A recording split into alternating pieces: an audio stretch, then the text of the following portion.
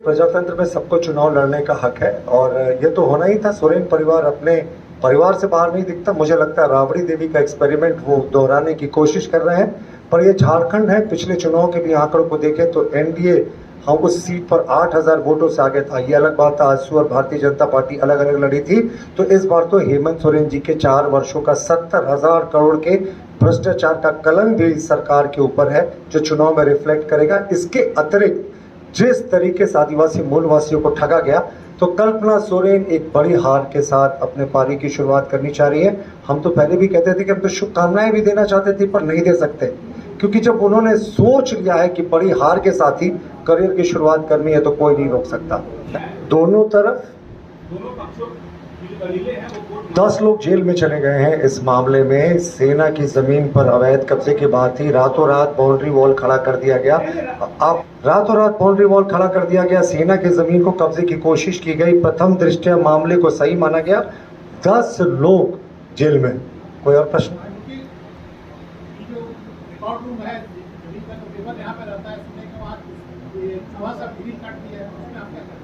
ये इस मुद्दे को तो हम लोग पहले भी उठा चुके थे कि कितने कन्वीनियंटली रिकॉर्ड रूम में चोरी हो जाती है, खतिहान में चोरी हो जाती है, जो खाता 2 है, पंजी 2 है, वो रिकॉर्ड गायब हो जाते हैं। और देखिए अफसोस कि अभी तक जिला प्रशासन ने ये स्पष्ट नहीं किया है कि कौन कौन से खतिहान है, कौन कौन से पंजी 2 है जो गायब हो गए हैं। सिर्फ एक एफआईआर की रस्म अदायगी हो गई है, लेकिन वो एक लिस्ट होता है कि किन किन जमीन के कागजात गायब हुए हैं। क्योंकि हमारा मानना है कि ये जो लैंड जिहादियों का मैंने आपको नाम गिनाया कि कैसे इनका गैंग्स ऑफ वासेपुर की तर्ज पर काम करता है इनका पूरा गिरोह, तो ये कोई बड़ी बात नहीं है कि और बड़े बड़े जमीनों का भी कब्जा का मामला सामने आया होगा और ये एक कवर अप ऑपरेशन है। नहीं तो इसके घटना को बीते हुए 10 से 15 दिन हो गए और अभी तक एडमिनिस्ट्रेशन ने वो लिस्ट नहीं दिया। इनमें एक और समानता क्या है, हेमंत सोरेन जी ने जिस 8.86 एकड़ जमीन पर कब्जा किया था, जो उनकी बेनामी जमीन थी, कब्जा ही था, सिर्फ कागजी कार्रवाई बची हुई थी। अंतु तिर्की ने भी उसी के बगल वाले, उसी खाता, उसी खेसरा वाले प्लॉट पर कब्जा कर रखा था। तो ये रिश्ता क्या कहलाता है, ये पड़ोस के आसपास का।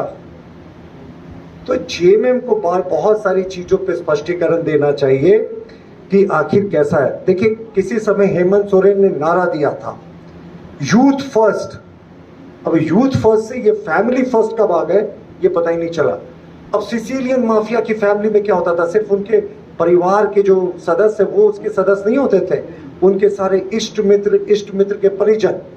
तो फैमिली फर्स्ट से हेमंत सोरेन ने जो चुनाव के सफर की शुरुआत की थी, माफ कीजिएगा यूथ फर्स्ट से, वो फैमिली फर्स्ट पर आकर रुक गया और तमाम जो बड़े बड़े डील्स होते थे, माइनिंग लीज, लैंड लीज, सब इनके एक्सटेंडेड फैमिलीज के बीच में बटा और मुख्यमंत्री फिर भी खामोश है।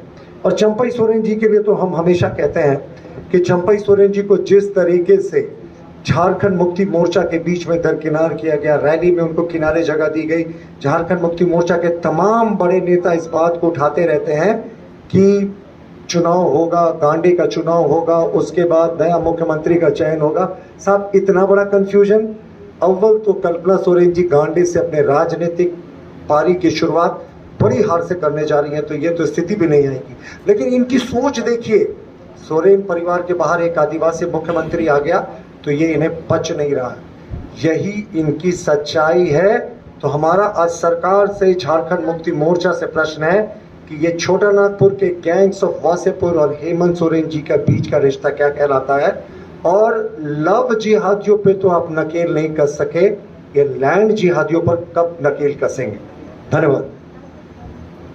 वहाँ के कई प्रत्याशी, एक प्रत्याशी ऐसे भी हैं जिन्होंने वीडियो जारी कर, ये लास्ट क्वेश्चन हम ले रहे हैं। इन्होंने सूरत का बात उठाया, ये आज के प्रेस कॉन्फ्रेंस से इतर है, क्योंकि आज का प्रेस कॉन्फ्रेंस हमारा बड़ा प्रश्न है कि गैंग्स ऑफ वासेपुर और लव जिहादी के बाद जो लैंड जिहादी हैं उन पर जेएमएम का और सरकार का क्या स्टैंड है।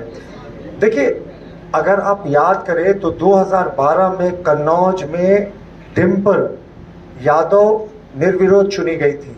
देश के लोकसभा के चुनावों के इतिहास में 44 बार प्रत्याशी जो हैं वो निर्विरोध चुने जा चुके हैं। लेकिन अफसोस कि आज तक किसी ने प्रश्न नहीं उठाया। नॉर्थ ईस्ट के स्टेट्स में अभी इलेक्शन हो रहा है, मणिपुर या कहीं और 2-4 जगह है जहां लोग अनअपोज्ड इलेक्ट हुए हैं, किसी का इस पर प्रश्न नहीं। 2012 में आप क्यों चुप थे? उस दिन भी अंतिम दिन 2 कैंडिडेट्स अपने नाम विड्रॉ किया था। डिम्पल जी निर्विरोध चुनी गई थी समाजवादी पार्टी के टिकट पर, और सूरत में जो सारा कुछ हुआ वो कानून के दायरे में हुआ। तो नैरेटिव सेलेक्टिव मत रचिए। नॉर्थ ईस्ट में तो इस बार भी चुनाव में अनेक सीटों पर विधानसभा में लोग निर्विरोध निर्वाचित हुए हैं। धन्यवाद।